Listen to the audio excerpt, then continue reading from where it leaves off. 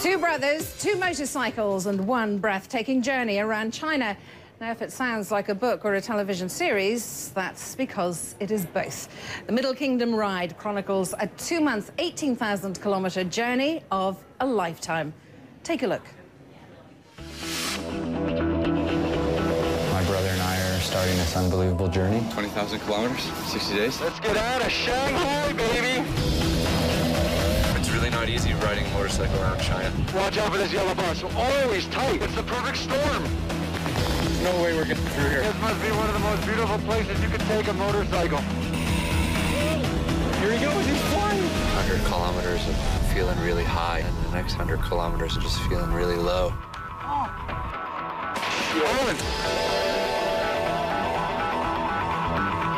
This is a 30-kilometer traffic jam. No one has ever ridden around China on a motorbike.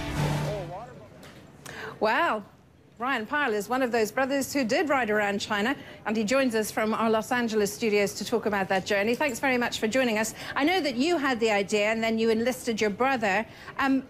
What did you think was going to be the hardest obstacle or obstacles as you planned for this trip? I think just overcoming the kind of daily doubt that we had about trying to plan such an epic journey. And you know, once we were able to stay positive on a daily basis and just kind of slog through it and grind our way through this amazing 2-month adventure, the next biggest challenge was definitely the weather. And China's a large country. It has many climatic zones, and we faced, you know, 40 degrees Celsius heat, and we had minus 15 degrees Celsius hailstorms. So, you know, between those issues, this was not an easy adventure. And how much were you able to pre-plan for that? The planning was rough. We had an idea of where we wanted to go. We had an idea of how we wanted to get there, but every day we were hit with either a traffic jam or a rainstorm or something that was going to throw us off our course, and we just had no idea how long this journey would actually take. All right. How did you find the people on the ground? Did they differ, as they often do in countries, from one part of the country to another? Well, I live in Shanghai, and the purpose of this journey was very much to show the diversity of the people and the diversity of the country that is China.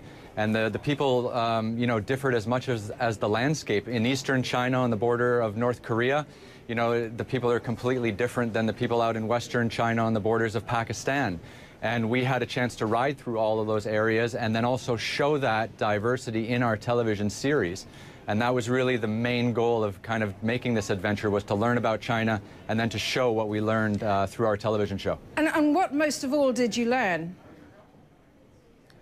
That China is a big place. There's a lot of different people that live there, and that and to be honest, it's very empty. You know, China has 1.3 billion people. It's the largest kind of populated country in the world. But, you know, a good third of it is really empty. The whole western bit is very, very quiet. It's great to ride. There's not a lot of traffic. And then when you get in through western Tibet and things like that, you don't see people for days. And it's a real dream of a country to travel around. And if it's very empty and you don't see people for days, this is a question I was thinking of before you came on. How did you manage to get fuel for the motorbikes? There were some fuel gaps. We did have to carry fuel with us some days. We also carried camping equipment when we couldn't make it to small guest houses or small truck stops to get kind of decent shelter or decent food. And did you have stored food with you or pre-prepared food? Well, we didn't really have any pre-prepared food. We just had a lot of cookies and soda pop, and that kind of got us through the tougher days. You know, it was an expedition, it was an adventure. We planned it kind of as well as we could have, but there were definitely some gaps in our planning. And let me ask you, was there at any point where those gaps in planning left you a little fearful or scared? I think, you know, that happened on a regular basis, at least once a week on our 8-week journey. You know, we had an accident. We didn't know if we could carry on. We had a mechanical breakdown, and we had to ship a motorcycle part into China and then actually have someone bring it to us so that we could repair it.